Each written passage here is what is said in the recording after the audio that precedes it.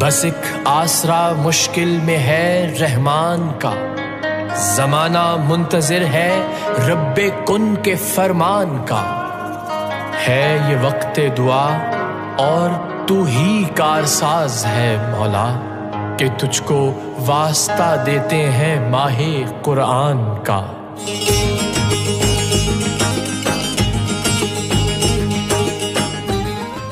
ماشاءاللہ، بڑا ہی پیارا انداز۔ اللہ تعالیٰ ان کے علم میں، ان کے عمر میں جن جن حضرات نے یہ حسرتیں سماعت کی ہیں، اللہ تعالیٰ اپنے محبوب کی بارگاہ سے ہوتے ہوئے اللہ کی بارگاہ میں اللہ تعالیٰ قبول فرمائے۔ تو بات ہو رہی تھی کہ ساری بہار ہے آپ سے، میرا بے قرار، یعنی ہر طرح کی لمحات یا رسول اللہ سب کچھ آپ سے ہے، میرا تن من دن سب کچھ آپ سے ہے، آپ پر نچھاور کرنے کو جی چاہتا ہے۔ تو ہمارا جو پروگرام ہے نور کی برسات، آج رمضان ٹرانسمیشن جو ہے 7ویں، جو ہم اپنے عنوان جو رکھا ہے اس عنوان کو میں بتا دینا چاہتا ہوں ناظرین و سامعین کے لیے کہ ہر ویڈیو دیکھنی چاہیے جیسا کہ ہم دوسری ویڈیو دیکھتے ہیں، دوسری ویڈیو کو واچنگ کرتے ہیں، غیر ضروری ویڈیو کو واچنگ کرتے ہیں تو آخر تک 10 منٹ کی بھی ہو تو پھر بھی واچنگ کرتے ہیں۔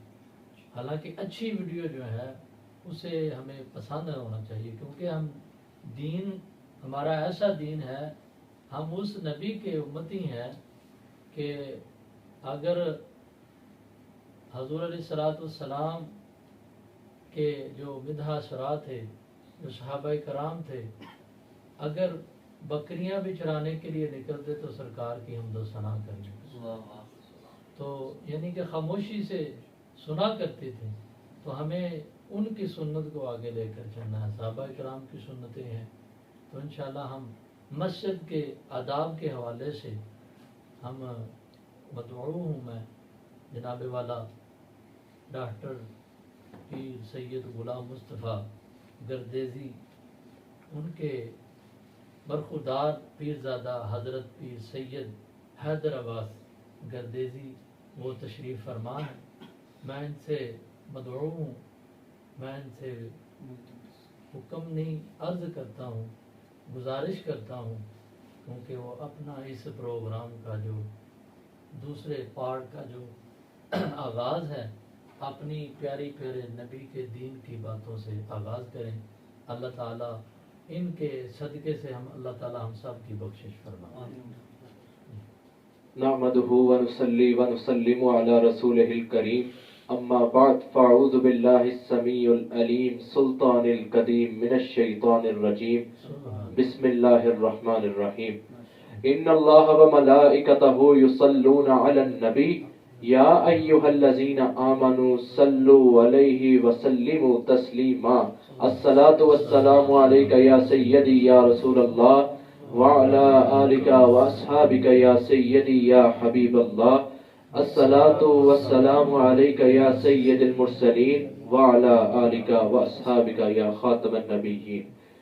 اللہ تبارک و تعالیٰ کی حمد و ثنا، تعریف و توصیف، مدح و ستائش کے بعد حضور نبی اکرم رسول محتشم نور مجسم نیر تاباں شاہ نشین مہوشاں سرخیل زہرہ جمالاں حضور دانائے غیوب معصوم آمنہ جناب احمد مجتبیٰ محمد مصطفیٰ صلی اللہ تعالی علیہ وآلہ وسلم کی بارگاہ بے کس پناہ میں ہم سب اپنی عقیدتوں اور محبتوں کا سلام نیاز پیش کرنے کے بعد رب تعالیٰ کی بارگاہ میں یہی التجا ہے کہ جو موضوع ہم نے آج کے لیے منتخب فرمایا ہے، اللہ اس کے لیے حق بیانی کی توفیق نصیب فرمائے، اور جتنے بھی حاضرین و حاضرات، سامعین و سامعات اس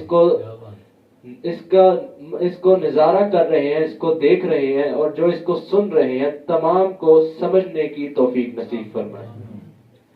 سب سے پہلے اپنے موضوع سخن پر آنے سے پہلے حافظ حضرت علامہ مولانا حافظ مظہر عباس نقشبندی صاحب اور ان کی ٹیم، ان کی تمام ٹیم، ان سے لے کر ان کے کیمرہ مین تک اور تمام احباب تک، وہ تمام دلی مبارکباد اور خراج تحسین کے مستحق ہیں کہ انہوں نے اس پرشوب زمانے میں جہاں ہر طرف نئے نئے فتنوں کے نئے نئے جہدوں سے، نئے نئے پہلوؤں سے اور نئے نئے رنگ سے، نئے نئے انداز سے مختلف فتنے اسلام کی نظریاتی اور اسلام کی حیاتیاتی، اسلام کی نظریاتی اور حیاتیاتی دونوں سرحدوں پر پے در پے وار کر رہے ہیں، ایسے پرشوب زمانے میں غیر یعنی فرنگیوں کا ہتھیار یعنی میڈیا، ذرائع ابلاغ کو استعمال کرتے ہوئے انہی کو جواب دینے کے کمپین انہوں نے شروع کی. اللہ ان کو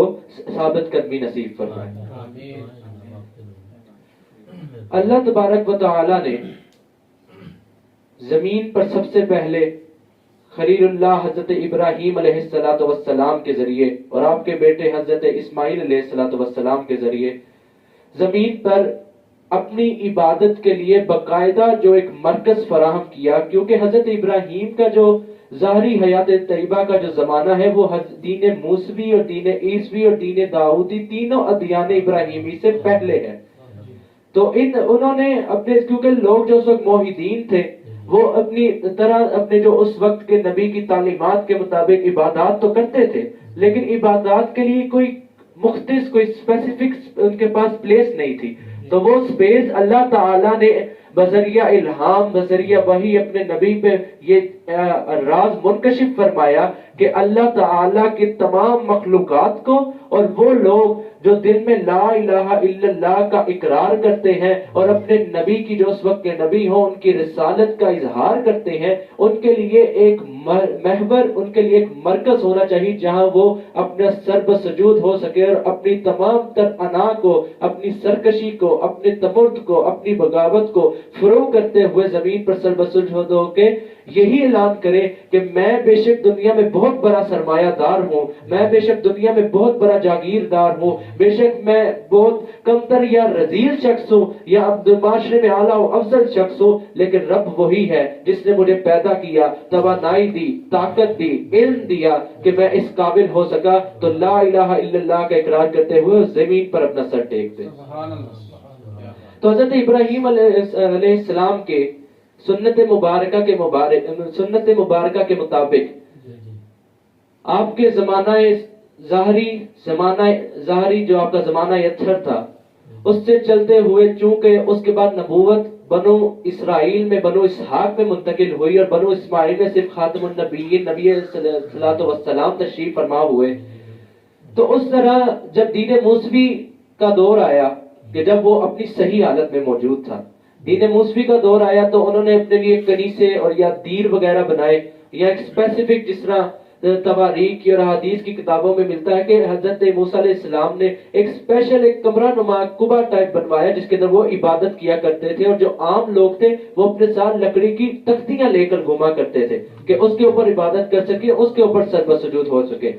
حضرت داؤد علیہ السلام نے بھی اسی طریقے کو جاری فرمایا. جب حضرت عیسیٰ علیہ السلام کا دور آیا تو آپ نے چند ایک جگہوں کو مختص فرما کر، کیونکہ وہ فلسطین کے رہنے والے تھے، وہاں پہ مختص فرما کر کہ اس جگہ کر کے تو وہاں پر اپنے دین کے مطابق، اپنی شریعت کے مطابق، کلیسا تو کہہ نہیں سکتے کلیسا کیونکہ تثلیث کا ایک علمبردار نشان ہے، تو اسے کہ اپنی شریعت کے مطابق مسجد بنوا کر وہاں پہ قول اللہ و قول رسول کا درس شروع کیا.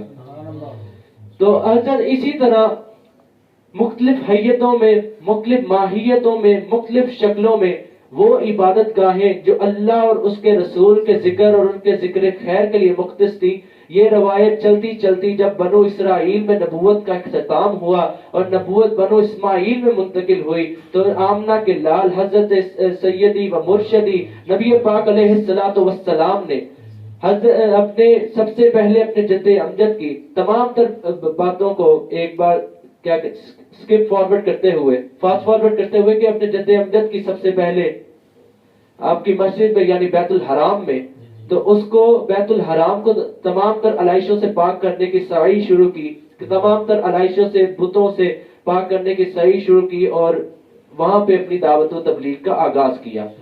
پھر نبوت کے 13 سالوں کے بعد، ظہور نبوت کے 13 سالوں کے بعد جب مدینہ شریف تشریف لے گئے تو وہاں قباء کے مقام پر اپنے دست اطہر سے، اپنے دست مبارک سے، اپنے دست شفقت سے اسلام کی جو دور اسلام میں پہلی مسجد کی بنیاد رکھی گئی، وہ مسجد قباء بنائی گئی.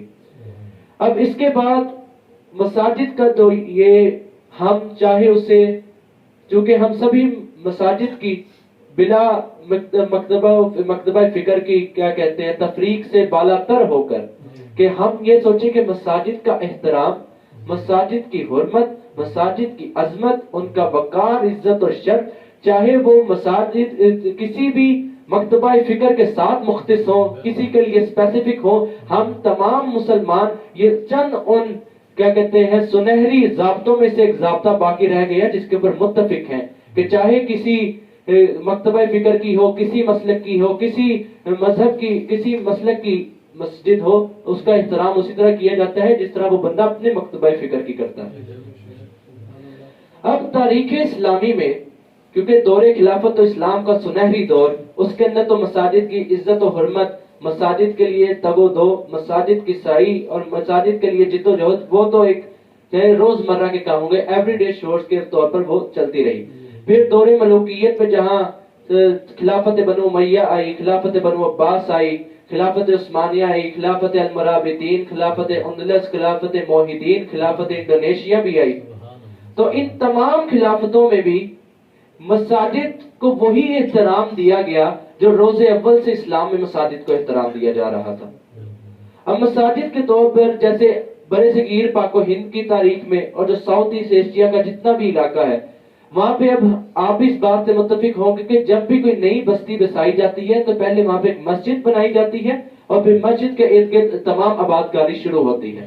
یعنی اس دور پرفتن میں بھی 1400 سال کے تغیر و تبدل کے ایک طویل سفر کے بعد بھی جہاں ہم مسلکوں میں بٹے، کہیں ہم فرقوں میں بٹے، کئی مکتبہ فکر میں، کئی اسکول آف تھاٹس میں ہماری تقسیم ہوئی، لیکن پھر بھی مساجد کی تعداد اور مساجد کے لیے عوام کا خلوص وہی ہے جو دور نبوی، ظاہری دور نبوی صلی اللہ علیہ وسلم، دور صحابہ، دور خلفاء اور اب سے لے کر اب تک کے دور میں یہی تھا.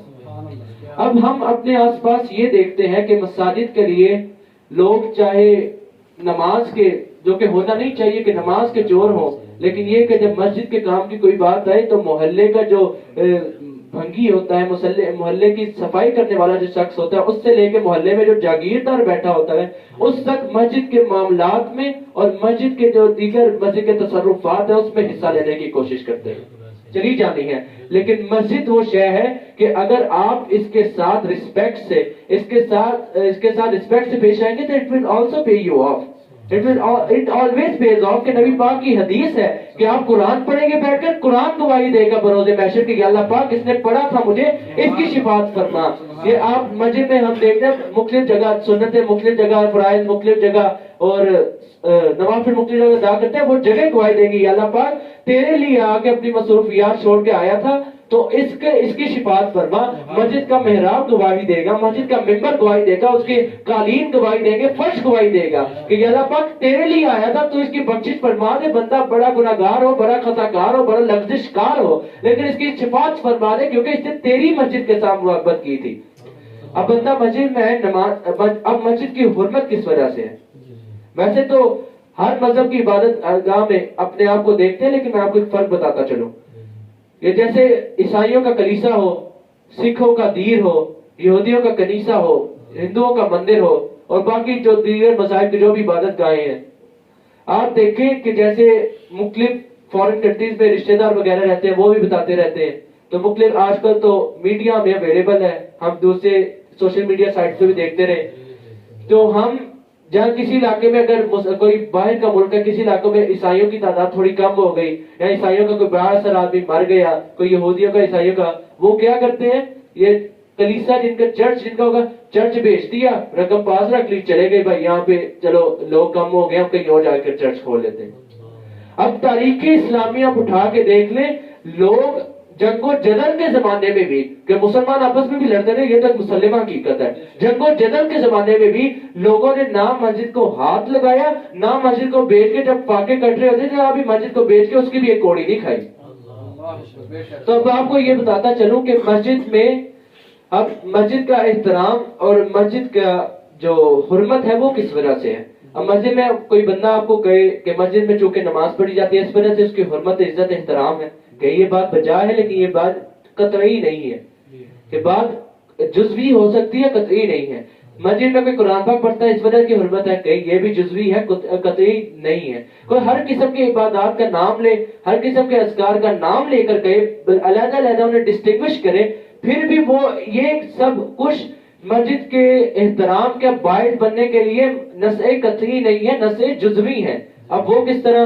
مسجد میں آپ ہیں، میں ہیں، جا کے نماز پڑھیں گے تو وہ نماز اس کی جو برکتیں ہوں گی، اس کا جو ثواب ہوگا، اس کی جو جزا ہمیں ملے گی وہ ہمارے اپنے لیے ہے. ہم نے نماز پڑھی اپنے لیے، قرآن پاک کی تلاوت کی، جو ثواب ہوگا وہ ہمارا ہوگا. ہم نے ذکر اذکار کیا، اللہ اللہ کی صدائے بلند کی، نبی پاک پر درود بھیجا، وہ ثواب ہمارے لیے ہے. اب مسجد کی حرمت کس وجہ سے؟ مسجد کی حرمت اس وجہ سے ہے کہ اس کی نسبت، کیونکہ ہم تمام یہاں پہ اہل نسبت بیٹھے ہیں، کہ مسجد کی نسبت ڈائریکٹ اللہ تعالیٰ کے ساتھ ہے، کہ اللہ تعالیٰ نے اسے بیت اللہ قرار دیا ہے. کیونکہ ہم اسے بیت اللہ سمبولکلی قرار دیا سمجھانے کے لیے، نمائشی طور پر کہ یہ اللہ تعالیٰ کا گھر ہے. کیونکہ اللہ تعالیٰ کیونکہ زمان و مکان کی قیدشوں اور بندشوں سے پاک ہے، تو اللہ تعالیٰ نے یہ سمجھانے کے لیے کہا کہ بیت اللہ ہے. تو اب اس کے نسبت کی ایک مثال سمجھیے کہ اللہ تعالیٰ نے قرآن مجید فرقان حمید میں فرمایا کہ لا اقسم بہذا البلد، کہ ہمیں قسم ہے اس شہر کی. اب فرمایا یا اللہ کس شہر کی؟ وانت حل بہذا البلد، فرمایا محبوب جدھر آپ کے قدم لگتے ہیں اس شہر کی قسم ہے. فرمایا کہ یہ شہر مکہ کی قسم کیوں اٹھائے گی؟ کہ مکہ میں مزاب رحمت بھی ہے، حرم کعبہ بھی ہے، بیت الحرام بھی ہے، مزاب رحمت بھی ہے، صفا مروہ بھی ہے، چاہے زمزم بھی ہے، اور کئی ہزاروں سینکڑوں اس کا پتھر اس کی حرمت پر دلالت کرتا ہے. لیکن اللہ تعالیٰ نے قسم، جو رب تعالیٰ قسم اٹھا رہا ہے، قسم اس لیے نہیں اٹھائی کہ اس میں یہ تمام تر فضائل ہیں، بس قسم اس لیے اٹھائی کہ اس کی نسبت نبی پاک کے نالین کے ساتھ لگنے والی مٹی کے ساتھ ہے. تو اس لیے نسبت جو ہے وہ بڑی کارآمد شے ہے. تو کیونکہ مسجد کی نسبت ڈائریکٹ اللہ کے ساتھ ہے، اللہ نے کہا بیت اللہ، یہ بیت اللہ ہے، بیت الحرام ہے، حرمت والی جگہ ہے. تو اس لیے اس کی حرمت، اس کی عزت، اس کا شرف اور اس کا وقار یہ اللہ تعالیٰ نے یہ ہمیں اپنے کلام مجید میں بھی فرمایا ہے. آیت بینات بھی اس پہ دلالت کرتی ہیں، حضور کے فرمودات بھی اس پہ دلالت کرتے ہیں، صحابہ کے مشاہدات بھی کرتے ہیں، اولیاء کاملین کے ملفوظات بھی کرتے ہیں. تو یہ تمام تر باتیں جو مسجد کے تاریخی پس منظر، مسجد کی تاریخ اور مسجد کی جو موجودہ زمانے میں ہمارا فرض یہ بنتا ہے، کیونکہ ہم قیامت کے بالکل متصل زمانے میں رہ رہے ہیں کہ اس کے بعد نہ تو کوئی نبی ہے نہ کوئی امت ہے، سیدھا اس کے بعد اب قرب قیامت کے زمانے میں رہ رہے ہیں، اس کے بعد سیدھا میدان محشر ہی لگنا ہے. تو آج کے اس پرشور زمانے میں چونکہ نبی علیہ الصلوۃ والسلام کی ایک پشین کوئی بھی ہے، پشین کوئی کیا کہے گے، ایک قطعی بات ہے، نبی پاک نے فرما دیا وہ ہو گیا. کہ آپ نے فرمایا کہ قیامت کے قریب، قیامت اس وقت کا برپا نہیں ہوگی جب لوگ عالی شان عمارتوں کے طور پر محل نما مساجد بنائیں گے، مساجد بہت کھلی، بہت وسیع، بہت پرتعیش ہوں گی، لیکن وہاں پر نماز پڑھنے والے لوگ نہیں ہوں گے. آپ اب یہ دیکھ لیں، آپ ہمارے محلے کی ایک چھوٹی سی مسجد سے لے کے ہمارے شہر کی مرکزی مسجد تک، ضلع کے مرکزی کوئی جامعہ ہو، کوئی مسجد ہو، وہاں تک، یا ہمارے ملک کی جو مرکزی مسجد کے طور پر مثال کے طور پر وہ فیصل مسجد کو لے لیں، تو وہاں پہ مسجد میں بڑا یہ ایڈورٹائزمنٹ کر کے، تو بڑی یہ اس کی سوشلائزنگ کر کے دکھایا جاتا ہے کہ یہ ہماری مسجد بنائی ہے بھائی، یہ ہم نے یہ گاؤں میں بنائی ہے، شہر میں بنائی ہے، اس میں 70,000 بندے نماز پڑھ سکتے ہیں بیک وقت. فیصل مسجد میں 1 لاکھ بندے بیک وقت نماز پڑھ سکتے ہیں. بندہ ان سے پوچھے کبھی جمعے کی عید کی نماز میں 1 لاکھ بندہ اکٹھا ہے وہاں پہ؟ یہاں رمضان آج سے 10 سال پہلے تک رمضان المبارک جب آتا تھا تب مساجد کھٹا کچ بڑی ہوتی تھی. اب آپ بھی بہتر جانتے ہیں، یہ علامت صاحب بھی بہتر جانتے ہیں، میں خود نماز تراویح کی امامت کروا رہا ہوں، میں بھی جانتا ہوں. اب نماز تراویح کو لے لیں، پیچھے ایک صف اب پوری نہیں ہوتی، 14-15 لوگوں کی صف ہوتی ہے، وہ پوری نہیں ہوتی. اب اس کے اسباب کیا ہیں؟ اسباب یہی ہیں کہ کہ اب ہم نے ہمارے آباء و اجداد نے اسلاف نے محنت کر کے ہمیں، کیونکہ وہ تو چٹائیوں پہ بیٹھ کے پڑھتے رہے، سوکھی کھجوریں کھا کر بھی گزارا کرتے رہے. اب جب ہمیں مرغن غذائیں ہمیں میسر ہیں ہو گئی ہیں، بڑی بڑی ہمیں گاڑیاں، موٹر سائیکل اور دیگر سامانے ٹرانسپورٹ ہمیں میسر ہو گئی ہے. ہمیں دنیا کی دیکھیں، اب ہم یہاں بیٹھے ہیں، ہمارے اسلاف تو تڑپتی دھوپ میں بیٹھ کے بھی، پرتمازت ماحول میں بیٹھ کر بھی وہ قال اللہ و قال رسول کا درس دیتے رہے ہیں. تو ان کے پیغام کو، کیونکہ وہاں پہ کوئی ذرائع ابلاغ تو تھے نہیں، ترسیل کے کوئی ذرائع تھے نہیں، تو وہ اس کو کیا پیغام پہنچانے میں بڑی مشکل ہوتی تھی. کوئی 100 بندوں نے سنا، آگے 50 سے اگلے 50 کو پہنچائے، ایسا کرتے کرتے کوئی پیغام پہنچا تو نہیں پہنچا. اب ہمیں انٹرنیٹ کی سہولت بھی میسر ہے. ایک ہم بند کمرے میں بیٹھے ہیں، اے سی ہم نے چلایا ہوا ہے، کوئی پسینے کی، کوئی تھکن کی، کوئی یہ ہمیں میسر نہیں. پرتعیش ماحول میں بیٹھے ہیں. جو ہمارے آباء و اجداد، ہمارے اسلاف، آپ کے ہوں، ان کے ہوں، میرے ہوں، میں جانتا ہوں اپنے خاندان کو، آپ اپنے خاندان کو جانتے ہیں جو دین کے ساتھ وابستہ ہیں. ہمارے آباء و اجداد پھٹے کپڑے پہن کے گھومتے رہے تھے، پتہ نہیں کتنے پابند پہن کے گھومتے رہے تھے. اب آپ بھی خود نمائی کی بات نہیں، آپ بھی واقف ہے میرے دادا جان سے، صوفی باز حضرت پیر سید محمد حسین شاہ صاحب رضی اللہ علیہ رحمہ. آپ کی ولادت کے 2-4 سال بعد ہی آپ کے والد گرامی کپڑے کے تاجر تھے تو وفات پا گئے تھے، تجارت کے دوران وفات پا گئے.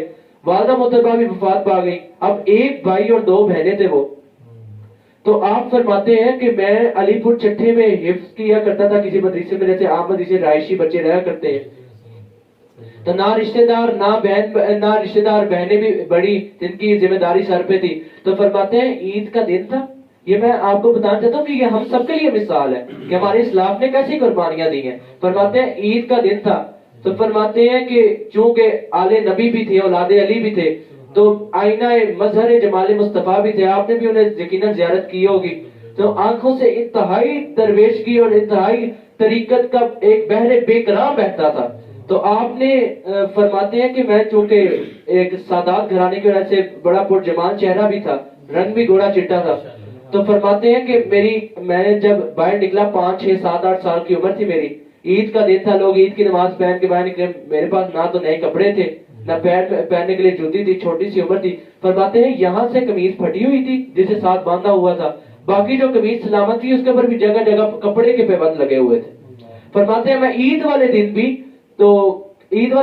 ہاتھ میں وہ کیا کہتے ہیں اسے، چنگیل لے کے، چھاپا لے کے جسے کہتے ہیں، وہ لے کے میں کسی کے گھر گیا، کہ جس طرح مدارس کے بچے اکثر جایا کرتے ہیں کہ بھائی کھانا دے دیں ہمیں. تو میں کہتے ہیں میں عید والے دن بھی گیا تو وہاں سے 2 عورتیں گزر رہی تھی. عید کا دن تھا تو مجھے دیکھ کے کہتی ہیں کہ پنجابی میں کہتی ہے کہ آئے دیکھو کتنا سونا منڈا ہے، لگتا ہے دی ماں نہیں ہے جو عید والے دن بھی ایجے گھوم رہے. فرماتے ہیں کہ میں زندگی میں بڑے بڑے مصائب آلام دیکھے، لیکن چھوٹی سی عمر میں جتنا اس دن جا کے گوشہ تنہائی میں رویا تھا اس سے زیادہ رویا نہیں. دیکھ کہتے ہیں یتیمی کی زندگی گزاری. کوئی برا اچھا برا خود سمجھا سارا کچھ، اور کیا کہتے ہیں اسے، اچھا برا خود سمجھا، کوئی سمجھانے والا نہیں تھا. اچھا برا خود سمجھا، حفظ بھی کیا، 60 سال سے زیادہ عرصہ تراویح کی نماز بھی پڑھائی، درس نظامی بھی کیا، اور آج بھی ان کی لائبریری کی جو کتابیں نکالی وہ 66 سال کی عمر میں انہوں نے دنیا فانی سے پردہ فرمایا.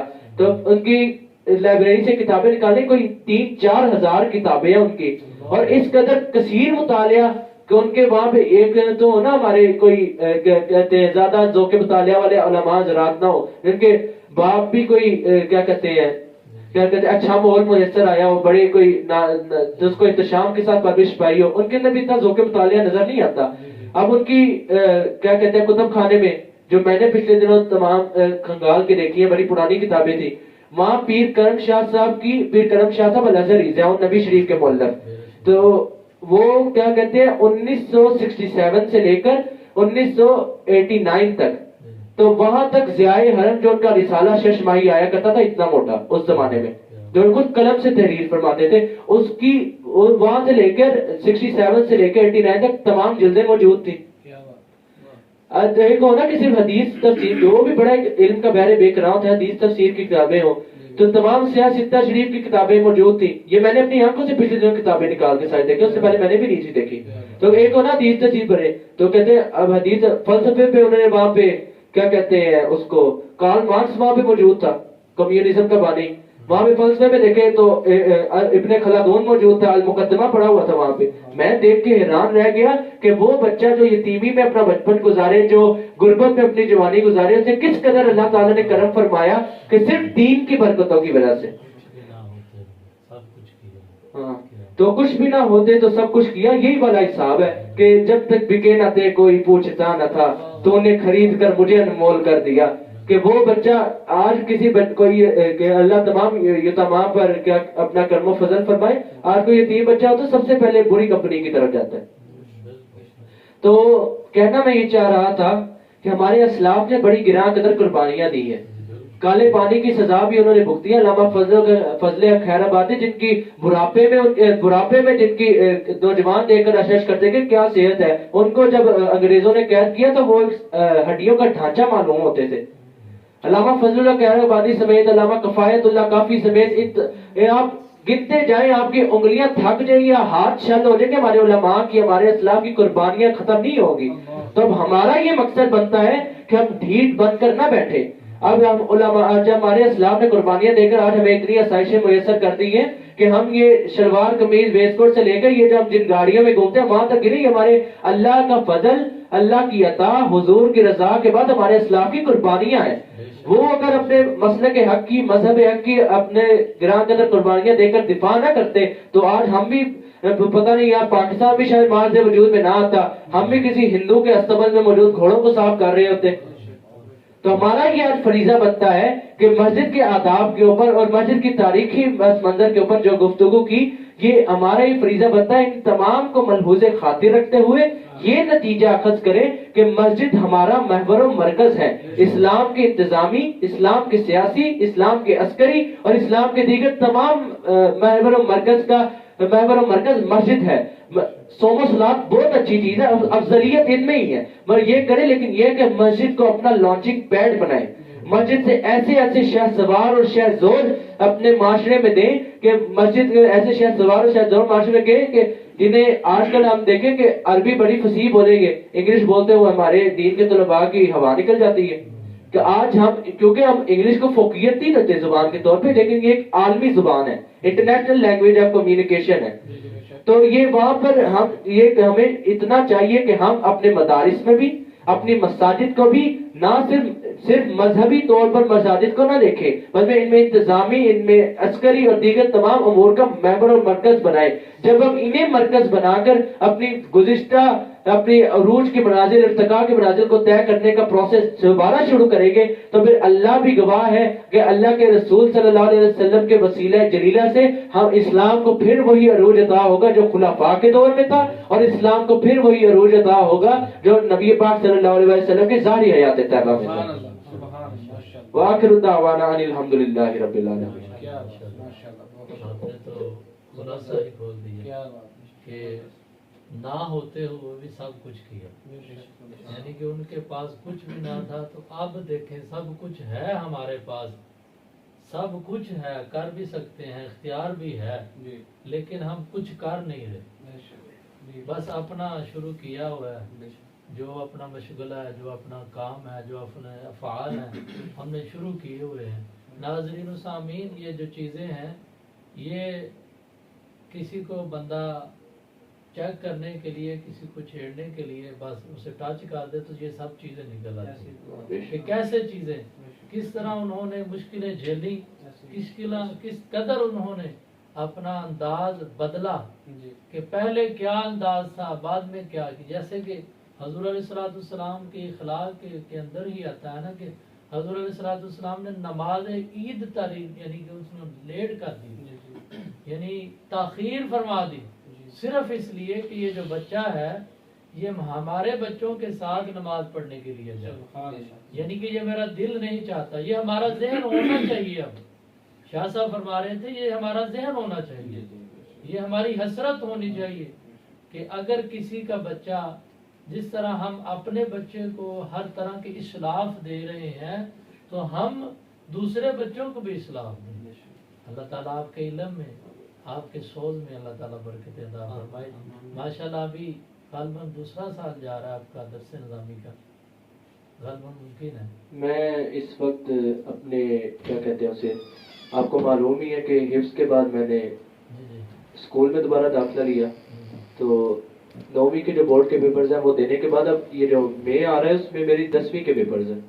تو اس طرح کیونکہ اب آپ نے یہ درس نظامی کا کہا تھا تو میں جس کے خلاف واقعہ بات بھی جھوٹ بھی بول سکتا تھا، کیونکہ لوگوں نے دیکھا میں کہ مولوی صاحب ایسے ہی لگے ہیں، لیکن میں بالکل بھی حافظ صاحب یقین کریں خود نمائی میں بات نہیں کروں گا. آپ مجھے بھی جانتے ہیں، آپ کا میرا تعلق بھی کچھ عرصے سے ہے، اور آپ کا والد صاحب کو بھی جانتے ہیں. بالکل خود نمائی نہیں، بالکل خود نمائی نہیں، بالکل خود نمائی نہیں. قاری صاحب بھی بیٹھے ہیں، وہ بچہ عثمان بھی بیٹھا ہے ہمارے مدرسے کا، یہ وہ میرے چھوٹے بھائی صاحبزادہ سید محمد حسین شاہ صاحب گردیزی بھی بیٹھے ہیں.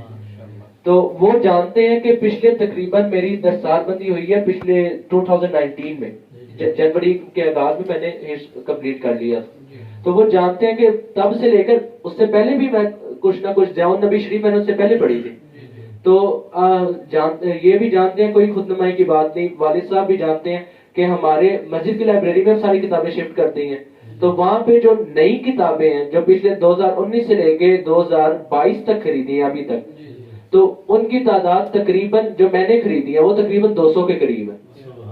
تو میں کوئی خود نمائی کی بات نہیں کر رہا، بالکل خود نمائی کی بات نہیں کروں گا. یہ جتنی میں نے آپ کو پہلے تاریخ سے آغاز کیا کہ مسجد کی تاریخ کیا ہے، جو روایت ہمیں کیا ہے مسجد قائم کر کے آباد کاری کرنے والی، تو میں بالکل کروں گا. علامہ ابن کثیر کی تصنیف البدایہ والنہایہ وہ میں نے پوری پڑھی ہوئی ہے، 15 جلدوں کی وہ تصویر ہے.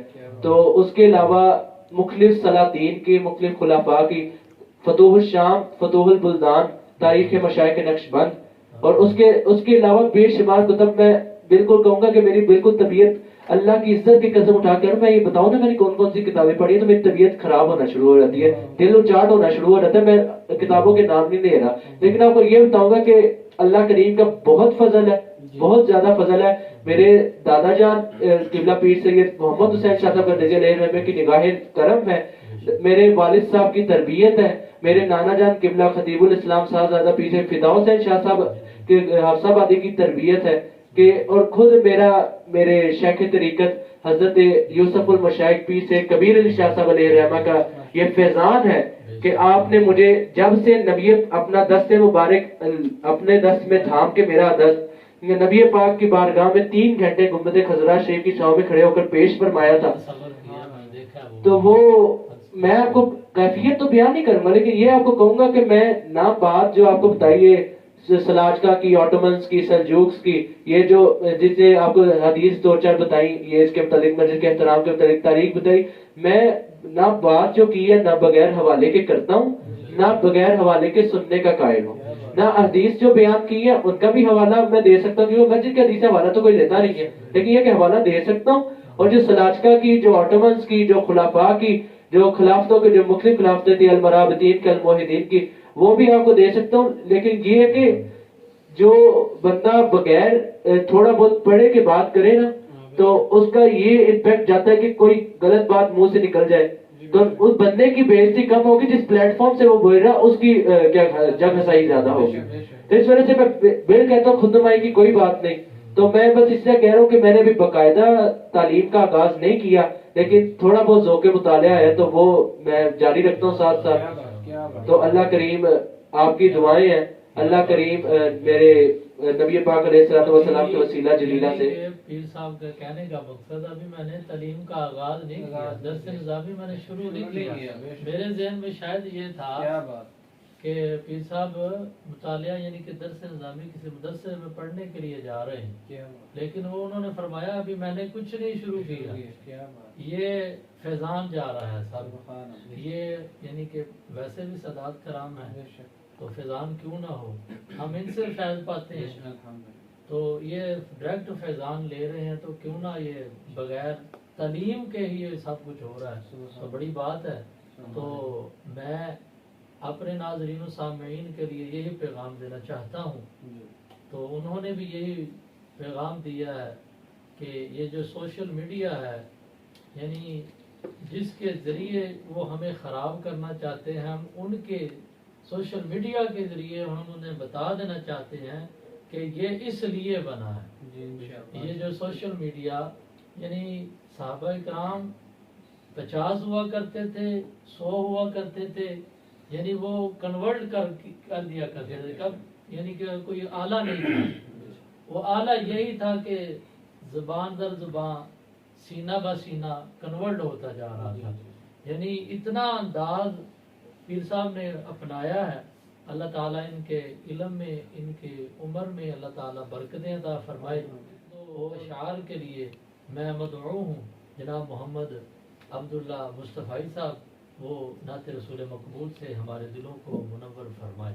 اللہ تعالیٰ ان کے بھی علم میں، ان کے سوز میں برکتیں عطا فرمائے. صلی اللہ علیہ یا رسول اللہ وسلم علیہ یا حبیب اللہ. شاہ صاحب سوچا تو کچھ تھا، لیکن آپ کی گفتگو سے جو کلام ابھی ذہن میں آیا ہے وہ پڑھنا چاہوں گا کہ ہوں خاک مگر عالم انوار سے نسبت ہے، ہوں خاک مگر عالم انوار سے نسبت ہے، ہوں خاک مگر عالم انوار سے نسبت ہے. میں کچھ بھی نہیں لیکن سرکار سے نسبت ہے، میں کچھ بھی نہیں لیکن سرکار سے نسبت ہے. ہوں خاک مگر عالم انوار سے نسبت ہے، میں کچھ بھی نہیں لیکن سرکار سے نسبت ہے، میں کچھ بھی نہیں لیکن سرکار سے نسبت ہے، میں کچھ بھی نہیں لیکن خاک کا پتلا ہوں، وہ عرش کے راہی ہے، میں خاک کا پتلا ہوں، وہ عرش کے راہی ہے، اس پار کا باسی ہوں، اس پار سے نسبت ہے، اس پار کا باسی ہوں، اس پار سے نسبت ہے. اور سر جھک نہیں سکتے سرے محشر بھی ہمارے، سر جھک نہیں سکتے سرے محشر بھی ہمارے. کیوں نہیں جھک سکتے؟ کہ سر اس لیے اونچے ہیں، سردار سے نسبت ہے، ہوں خاک مگر عالم انوار سے نسبت ہے. ماشاءاللہ بڑا ہی پیارا انداز. اللہ تعالیٰ آپ کے بھی علم میں، عمر میں برکتیں عطا فرمائے. آپ کی بہت ساری کاوشیں ہیں اس سیگمنٹ کے ساتھ، اس پروگرام کے ساتھ، اس پروگرام نور کی برسات کے ساتھ بڑی آپ کی کاوشیں ہیں. اللہ تعالیٰ آپ کو ہمت دے، اللہ تعالیٰ آپ کے سوز میں برکتیں عطا فرمائے. یعنی جو حسرتیں ہیں اللہ تعالیٰ سب کو عطا فرمائے. اب ناظرین و سامعین، ہمارے سیگمنٹ کا وقت ختم ہوا چاہتا ہے. کل انشاءاللہ پھر ملاقات ہوگی. اللہ نگہبان. بس ایک آسرا مشکل میں ہے رحمان کا، زمانہ منتظر ہے رب کن کے فرمان کا. ہے یہ وقت دعا اور تو ہی کارساز ہے مولا، کہ تجھ کو واسطہ دیتے ہیں ماہ قرآن کا۔